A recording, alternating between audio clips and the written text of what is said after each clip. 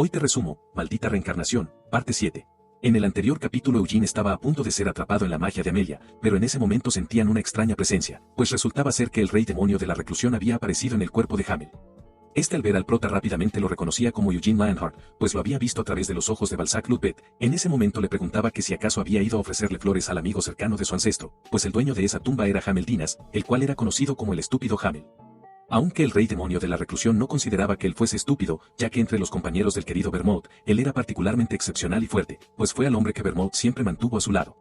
Al escuchar la forma en la que el rey demonio se dirigía a Vermouth, Eugene sentía una inmensa rabia y hostilidad hacia él. Al ver eso el rey demonio le decía que él y Vermouth se habían entendido bien y formaron una buena amistad, sin embargo era ridículo forzar una relación de hace 300 años con un descendiente, aunque seguía manteniendo el respeto a los Lionheart como descendientes de su mejor amigo. Además de eso, durante los 300 años que ha vivido había visto muchos Lionheart, pero de todos ellos, Eugene era el que más sangre de Vermouth tenía. Al ver que se trataba de un Lionheart, Amelia molesta le preguntaba al rey demonio que si acaso había ido para proteger al pequeño ratoncito de Lionheart, pues estaba suprimiendo su libertad por mero respeto a una familia.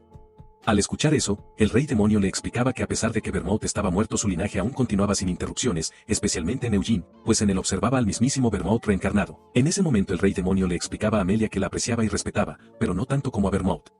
Al escuchar eso, Amelia enojada simplemente le respondía que respetaba más a un fantasma de hace 300 años que a ella que aún está viva. Ante tal insolencia, el rey demonio ejercía su poder sobre ella mientras que le explicaba que su libertad no debe ceder su respeto, pues la respetaba dejando hacer lo que quisiera en la tumba de Hamel, pero si quería lastimar a un descendiente de Vermouth, no podría aceptarlo o al menos no por ahora. Al escuchar eso Eugene se mostraba confundido, pues no comprendía lo que quería decir con que no los lastimarían por ahora. Al ver que aquel Lionheart no le mostraba ni una pizca de respeto, el rey demonio de la reclusión le lanzaba una amenaza a la familia Lionheart, pues después de 300 años ellos nunca le habían mostrado respeto ni generosidad, como él sí se los había mostrado a ellos, y si ellos no le tenían miedo entonces él tampoco los respetaría. Al escuchar eso, el prota le preguntaba por qué ahora después de 300 años de no invadir el mundo y permanecer en silencio, ahora estaba diciendo eso.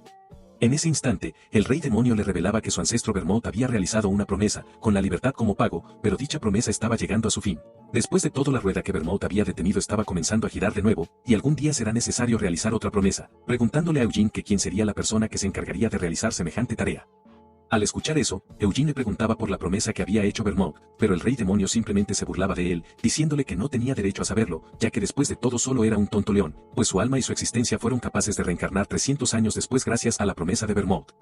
En ese instante el rey demonio le ordenaba a Amelia que regresara a su mazmorra, pero ella simplemente se negaba, ya que todavía había algo que quería escuchar de Eugene, pues él había matado a su mascota y abierto la puerta que nunca había podido abrir.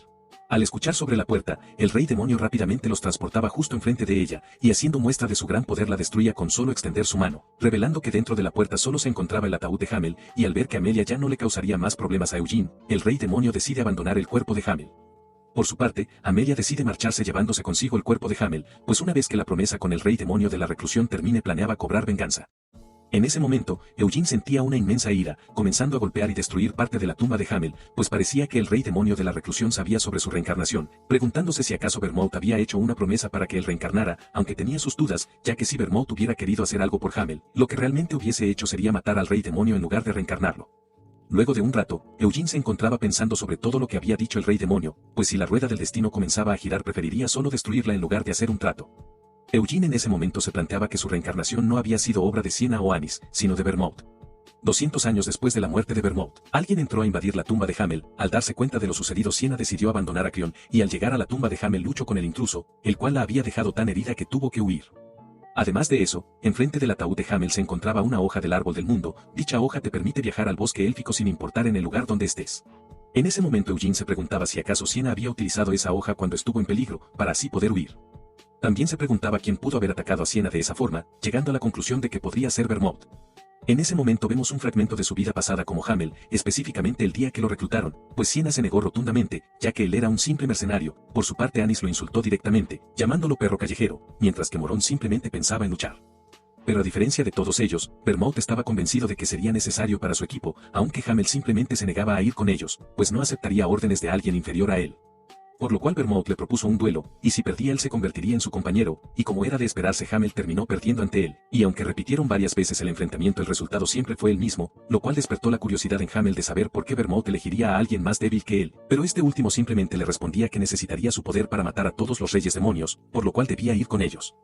En ese momento vemos a Eugene, el cual encontraba sentido que Vermouth fuera el responsable de su reencarnación y de colocar el collar en el tesoro de la familia, preguntándose por qué él traicionaría a Sienna, y la única forma de encontrar respuesta a sus preguntas sería encontrándola a ella.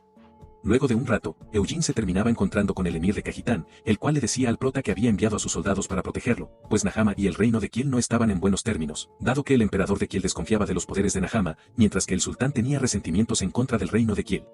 Pero en realidad todo eso era una fachada, pues el emir en realidad no quería que Eugene descubriera a los magos del desierto, los cuales avanzaban con la desertificación, y si él lo descubría una persona realmente peligrosa puede haber ido. Ante la duda, el emir le preguntaba por qué se dirigía al desierto de Kazani. Por su parte Eugene, al ver que no hablaba de los asesinos o de los magos de arena que lo intentaron matar en las tumbas, se percataba de que el emir no sabía nada sobre la tumba de Hamel ni de Amelia, por lo cual para no alargar más la charla decidía pedirle 500 millones de monedas, pues ese era el precio apropiado para reparar una relación que había sido deteriorada por un malentendido.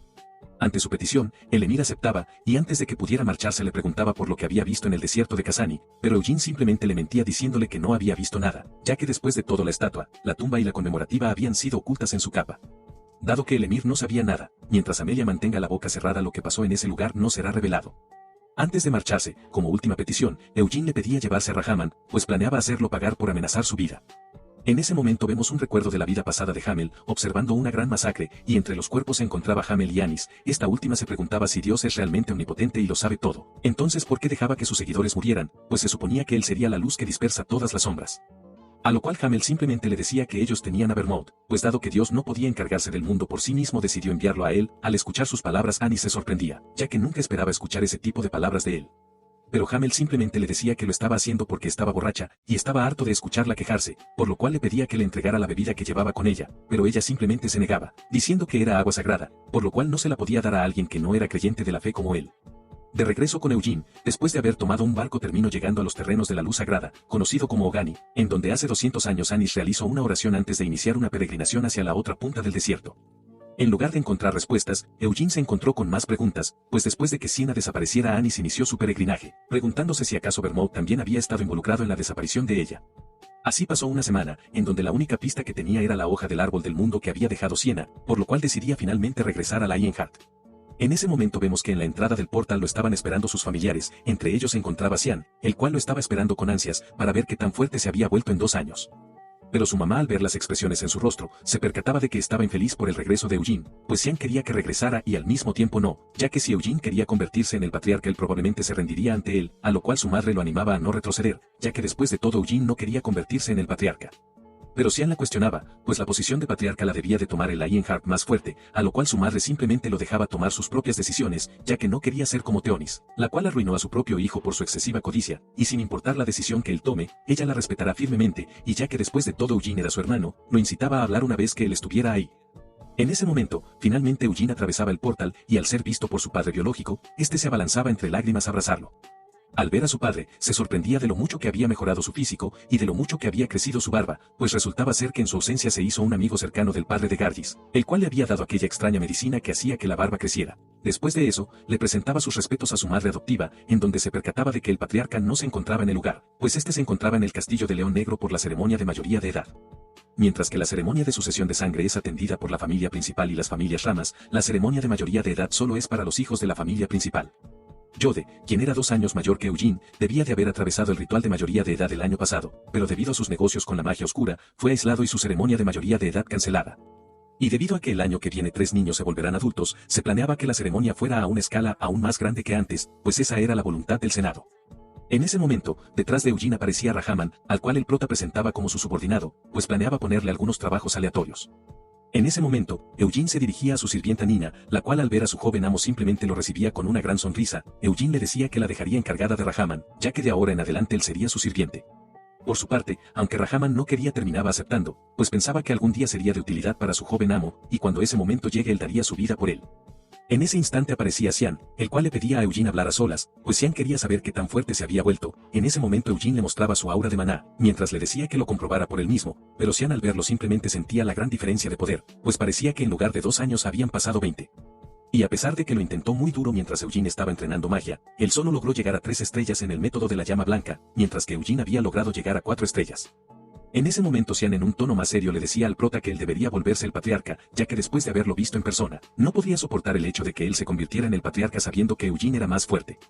Ante su inquietud, el prota le ofrecía un trato, pues si él lograba ganarle en un combate haría lo que le pedía. Ya que después de todo aquellos que deberían convertirse en patriarcas son Xian o Ciel, pues ese tipo de posición era para alguien con ambición, y la única manera de hacerlo cambiar de opinión sería derrotándolo con su propia fuerza. Ante tal locura, Xian aceptaba tener el combate, aunque sabía que sin importar lo que hiciera jamás podría ganarle a Eugene. Al cabo de un rato se estaba dando dicho combate, en donde el prota mostraba su superioridad, pues lograba desviar fácilmente todos los ataques de Xian. En ese momento se percataba de que Xian usaba la habilidad de aura de espada con mucha más facilidad, pues la podía mantener mucho tiempo sin mucho esfuerzo, y alguien con tanto maná como él es muy raro de encontrar en todo el continente. Por su parte, Xian se percataba de algo extraño, pues a pesar de que Eugene blandía mucho su espada, este no se mostraba exhausto, como si dicha espada no pesara nada. Al mismo tiempo, la batalla estaba siendo observada por unos nobles, en donde uno de ellos decía que era una ridiculez, ya que si fuera él, utilizaría el aura de espada y pelearía en serio, con eso sería capaz de derrotar a Eugene. Pero en ese momento, aparecía el sirviente de Xian el cual le decía que sería una ridiculez, pues hace 2 años ya era fuerte, pero ahora irradiaba un poder abrumador. Durante esos 2 años, Xian también había mejorado mucho, pero Eugene estaba recibiendo todos esos ataques sin moverse ni un solo centímetro.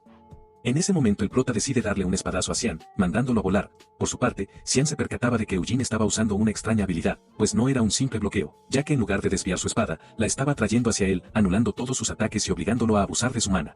En ese momento, Xian le pedía que le enseñara dicha habilidad, a lo cual Eugene terminaba aceptando, pues si Xian se volvía más fuerte no habría necesidad de que él se convirtiera en el patriarca, pero dado que había mucha gente observando decidía llevarlo a otro lugar. Una vez a solas, Eugene le explicaba que no se volvería mucho más fuerte que él, pero mientras sea lo suficientemente fuerte como para no avergonzar a la familia Lionheart, sería suficiente. Dado que no tenía suficiente tiempo, Eugene decidía mejor escribírsela y dársela luego, y si practicaba constantemente él también podría realizarla. En la región sur del Imperio de Kiel se encontraba una montaña ancha y escarpada conocida como el Monte Uklas. Cuando el último archiduque del Imperio de Kiel, el Gran Vermouth, renunció a su título, decidió mudarse a una mansión en la capital. Y 300 años después de eso el Monte Uklas siguió perteneciendo a la familia Lionheart. En la cima de dicho monte se encuentra el Castillo de León Negro, siendo el lugar en donde Vermouth el Grande permaneció más tiempo, y el lugar donde su cuerpo estaba enterrado. En ese momento vemos al patriarca de Lionheart, el cual les informaba a los demás miembros del consejo que Eugene había llegado. Y entre dichos miembros vemos al Lionheart más antiguo de la familia, conocido como el León Blanco Inmortal, Dionés Lionheart, el cual quería conocer a Eugene, pues era la primera vez que un niño de una rama colateral era adoptado dentro de la familia principal, y aunque el patriarca demostró el valor de Eugene, desafortunadamente los niños de la familia estaban llamando mucho la atención esta vez. Al escuchar eso, Carmen también alzaba la voz por Eugene, ya que después de haberlo visto en Arot, demostró ser alguien bastante capaz, pues a pesar de ser de una familia rama demostró tener potencial. Pero Dionés simplemente desestimaba su opinión, ya que quería comprobarlo por sí mismo durante la ceremonia de mayoría de edad. Además de eso, el Senado estaba de acuerdo que Eugene tenía un gran potencial, siendo esa la razón por la que habían permitido que el patriarca lo adoptara, y al igual que Xian, él se volverá un adulto en un par de meses, justo cuando se seleccionara al nuevo patriarca, pues tal parecía que Dionés ya estaba al tanto de todos los logros que había obtenido Eugene en Arot. Y dado que aquellos que poseen el apellido Lionheart son como una manada de leones orgullosos, no permitirían que un león como Eugene sea criado dejando la manada por su cuenta, solo porque lo desea, pues Dionés planeaba restringir su libertad. En ese momento se dirigía al patriarca, preguntándole que si acaso planeaba recomendarlo como su sucesor, a lo cual este le respondía que si eso era lo que quería Eugene, él simplemente planeaba dejar esa posibilidad para él. Pero en ese momento son interrumpidos por Carmen, la cual les decía que según por palabras de Ciel, Eugene se negaría a convertirse en el patriarca. Al escuchar esas palabras Dionés de forma siniestra le dice que entonces esperaba que no